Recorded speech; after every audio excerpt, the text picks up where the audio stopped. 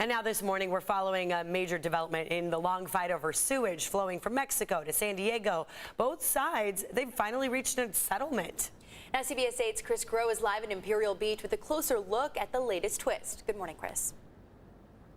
Yeah, good morning, Netta and Dana Marie. And look, this is a final resolution here for a lot of cities and a lot of agencies involved in this because of the contamination that comes across the border here due to the Tijuana River Valley when it rains. In fact, it's estimated about 2 billion gallons of that wastewater flowed across the border in just the months of January and February alone. So a lot of people wondering, though, when they hear this headline, well, what does this settlement actually do? How does this help actually prevent that wastewater from coming over? Well, the lawsuit was filed against the U.S. section of the International Boundary and Water Commission. That's the agency that is responsible for overseeing wastewater infrastructure in this area. Now, several cities like IB, San Diego, and Chula Vista, as well as other agencies, they sued them over the constant flow of this wastewater. Now, both sides recently came together on this settlement, which means that the U.S. IBWC must now complete a number of terms, like proposed construction of another temporary sediment berm,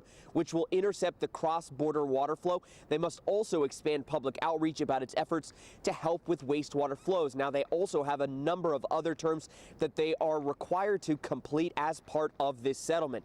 Now, this is all pending implementation of the EPA's plan to commit about $300 million in federal funding for projects aimed at reducing cross-border pollution. So the idea is that this settlement will help get that money freed up quicker. But again, when we talk about this issue, we often look at and see that wastewater flowing across the border, but there's also the impact and the effect on the people, which we don't necessarily get to see with our own eyes, but some of the residents here in Imperial Beach described to us. Take a listen.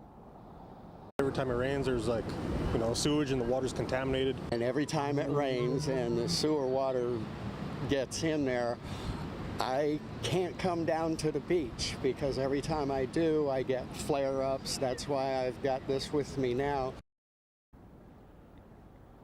Now, any violation of the terms means that both any of these cities or agencies can sue that agency yet again. So it remains to be seen if any of these terms will actually be fulfilled. But if they're not, we could see litigation happen yet again.